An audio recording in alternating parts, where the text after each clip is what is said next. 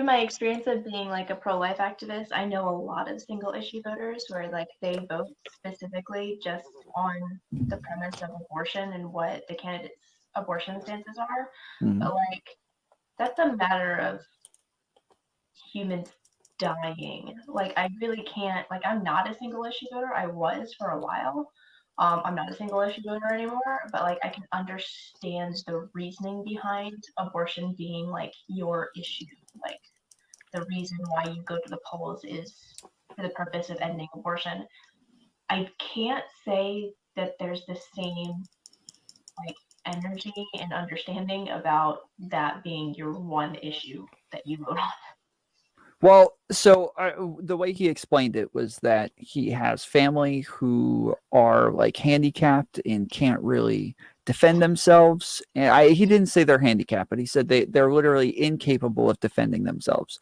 And all of a sudden, the rioters are out of the cities and into the suburbs and going into his family's neighborhoods. And he said that was it for him. Like, because the Democrats weren't denouncing them. They didn't seem to be fighting back. They didn't seem to care.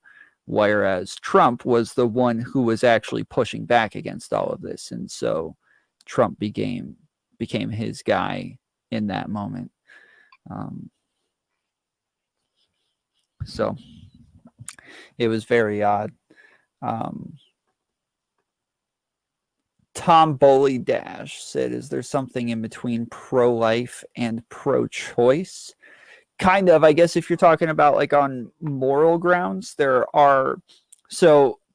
very common polling that's misrepresented all the time, but technically the way it works is 50% of Americans believe that abortion should be 50% of Americans believe that abortion is immoral, I believe is the way it is.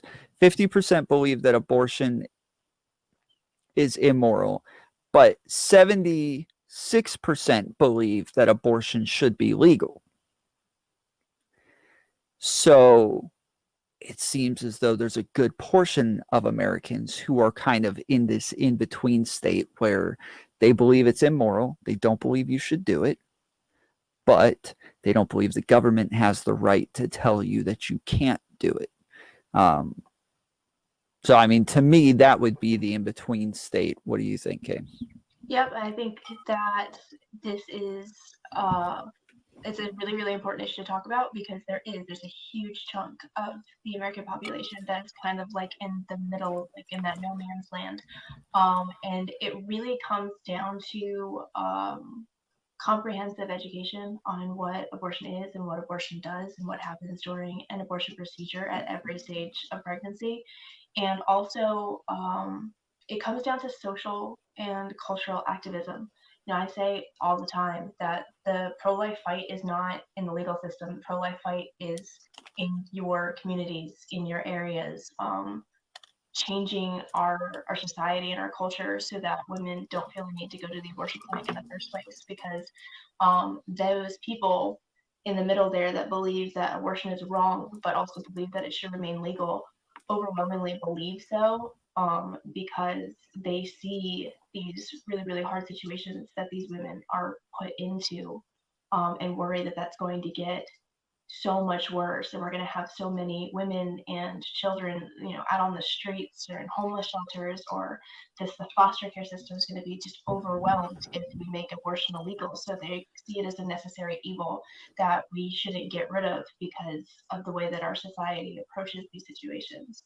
So the biggest issue here is changing our society to help these women, to show people that we don't need this evil in order to help these women, that abortion isn't the only answer. Yeah. And I guess over the years, like I've always been staunchly pro-life, but over the years I've started to understand the other argument a bit more, to realize that it is more nuanced than I understood. I'm still staunchly pro-life, that hasn't changed. But as far as I understand the moral arguments and the legal implications, I guess I definitely at least understand where they're coming from a lot better now. So there's there's a lot that goes into it, and I've been trying to work on a video for a long time where I'm able to explain both sides fairly decently without strawmanning, without trying to make one side look bad or worse or better. Just want to explain them, and I I'm still working on that video, and it's going to take a while. And hopefully, Kay is gonna help me with this video as well. So we'll get to that truth together. Appreciate you joining us. He's on YouTube. Said hello. What is someone?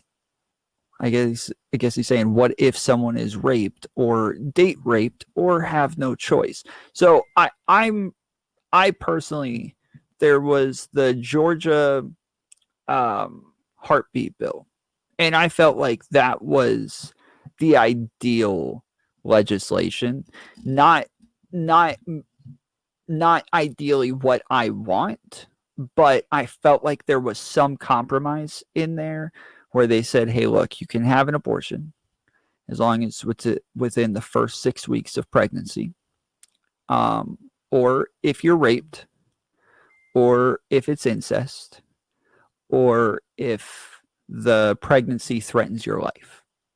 So they had 4 ways that you could have an abortion. And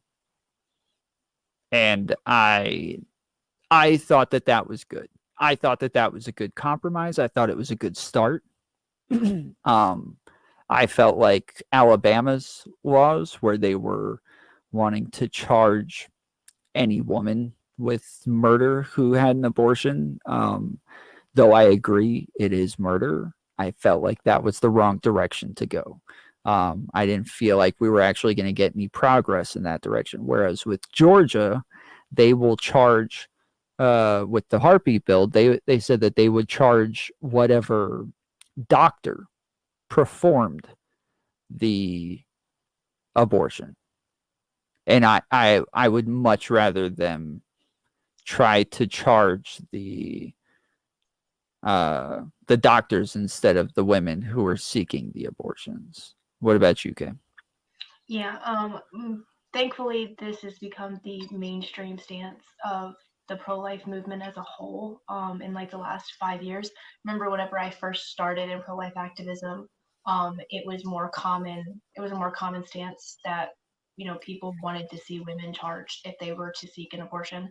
That has since faded out. We see the benefit of trying to meet in the middle. These women are in very, very hard circumstances, and it's important to acknowledge the situation surrounding why women get abortions, whereas you can't grant that same level of understanding to a doctor that is performing an illegal procedure. So I am 100% for charging a doctor, but I see no benefit in trying to make it law that we charge women who seek abortions with murder. That benefits us in no way. That woman's just going to sit and rot in prison, and for what? I mean, we could do so much better. These women deserve so much better, and we need to give them so much better. As far as rape and incest go, I'm with you, Tom. I think that this is the ideal situation because there has to be some give and take whenever it comes to the legal battle of abortion. Um, I am personally pro-life for the whole life, from the moment of fertilization to the moment of natural death. So I don't believe that abortions in the case of rape and incest are okay, and I don't think that it should be legal to do so. But I agree that like states like Alabama that are trying to push bills that have no exceptions, they're not going to go anywhere. Not in the current political climate. We have to make social changes before we try to make those kind of legal changes. Yep, completely agree. Finding Truth Together said also, what if someone says it's just a cluster of cells and it's not a life yet? So, same thing with the heartbeat bill. We are talking about 6 weeks, 6 weeks before the fetus has a heartbeat. 6 weeks, which is why they say you can have the abortion in the first 6 weeks. And then once it has a heartbeat, because this is normally how we determine if somebody's alive, right? If Kay all of a sudden just falls over right now and is just laying there with her eyes wide open, someone's going to go check for a heartbeat, right? They're going to check for a pulse. This is how we know she's alive. If there's no heartbeat, we say she's dead. So, according to law, it would be nice to have that same consistency and say, okay, well, once a fetus has a heartbeat, we now consider it alive. We now consider it to have rights and moral standing, and that's what the Georgia heartbeat bill did, though it got overturned and didn't actually end up getting passed. So I felt like that was one thing that I was happy with when it came to Trump, was his Supreme Court picks and the justices that he put into place, so that hopefully we can try this again and have some states that respect life before birth. Yeah, and for me, if someone says that it's just a cluster of cells and it's not a life yet, I just send them a PDF to my favorite embryology textbook. Yeah. Fireball says, K, is your hair dye fading? Oh yeah, like really, really bad. Like the day before Thanksgiving, I dyed, like the black is fine. So there's black here and there's black here, but this was like a burgundy color, and now it's like it's a washed out mess. I gotta go get another box of hair dye at some point. Amanda Tripp said, Kay also has a personality, a life, and memories. Fetus have none of that. So I don't think that that's normally a standard that we hold, though, is whether or not they have personality or memories. We can look at people with autism that may not have personality. We can look at people who have Alzheimer's who don't have memories. We don't get to kill these people. We don't get to just go over and kill them. There's no consistency there. We don't say, okay, well, this person's in a coma. They're not able to talk. They're not able to communicate. They don't have much of a life. They don't have they don't remember anything. They don't have anything. They don't have personality. They have none of that stuff. So therefore, we can now kill this person. We can go take an axe and slice them in the middle of their head, and then rip their body parts off of them limb by limb, and then suck it through a vacuum cleaner because they don't have personality or memories anymore.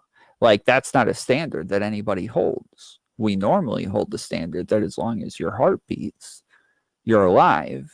And I'm blanking on the phrase, but it's like we afford you moral something. I'll just say standing for now, but yes, we afford you moral standings under the law, and that's the way it's always worked. The only thing in the world that does not get that is a fetus. That's it. We are consistent across the board with these standards, unless it's a baby fetus. That's the only time. Fireball 1020 on YouTube said, fun fact, there have been people that have gone hours without a pulse and ended up surviving. Not very many of them, though. True. Tom Boley Dash said, what would you do if people persecute you because you're pro-life? How do you handle that when they don't want a real argument, but just yell and turn aggressive and don't want a civil convo? I'll give that one to you, Kay. Oh boy, I've been doing pro-life activism for almost 7 years now. I've heard it all. I've gotten rape threats. I've gotten death threats. I've had people say horrible things about my husband and my kids and my family. I've had my family threatened. I mean, eventually, I think that you just develop a thick enough skin to where it doesn't bother you anymore. You've just heard it so many times that you can just take it with a grain of salt and move on. After years of having pointless conversations with people that didn't really want to have a conversation, they just wanted to be stupid or argue or troll. I eventually got to a place where I stopped responding to people that were very obviously not looking to have a genuine conversation. There's no point in putting time and energy into conversations that you know aren't going to go anywhere. At the end of the day, it's just going to exhaust you and take time and energy away from you that you could be giving to a beneficial conversation elsewhere. So I always encourage people to ignore these kind of conversations. They're just not productive. Um, I mean, I have conversations with trolls all the time, especially on this show. I get trolls in the comments. I've got a bunch of videos of me yelling at trolls sometimes and arguing with trolls and debating them. And it's the same whether I'm on Twitter or Facebook. I will talk to a troll just like anybody else because normally there are other people who see that conversation and can still see the points that I'm making. And maybe there's something that they learn from that. So I will engage with a troll and treat them like a serious person. And like on Facebook, I'll have these conversations and people can go through the comments later and read them and kind of understand the arguments. And this is something that's actually very common where I pose very hard philosophical questions consistently on my pages. And there are a small amount of people who come in and debate and have these conversations with me, and we go back and forth. And but most people tell me, "Hey, I love those conversations. I love reading them, but I don't want to like get into it with people. I don't like arguing. I don't like having heated exchanges with people, but I enjoy reading everything that you guys post." So that's like a very common thing is people do come just to read whatever they come just to read the arguments that you're making and kind of educate themselves and learn. And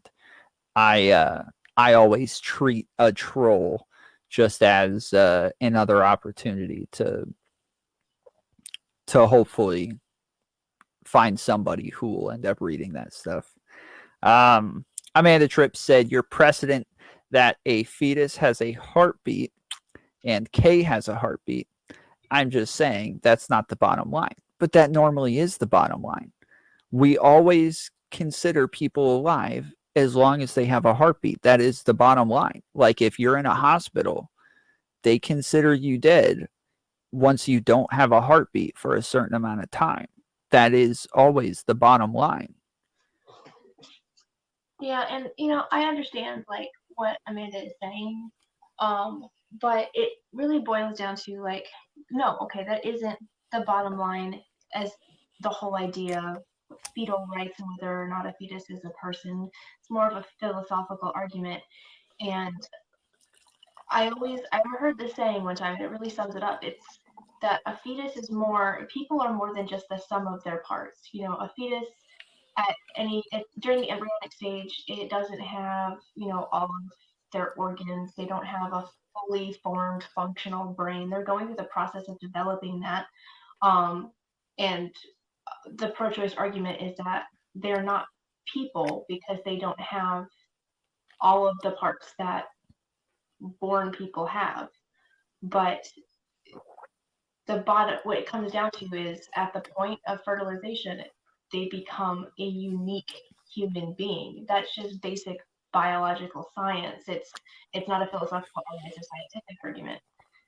And they, from the moment that happens, everything that they are going to grow into be is written in a brand new, completely unique genetic code that makes them separate individual human beings. Yeah, it gives them their personhood. Like, left alone, this person will go on to be born and have experiences and memories and friends and family and loved ones and heartbreaks and all sorts of things that you choose to take away from them when you do have an abortion, because it is that person.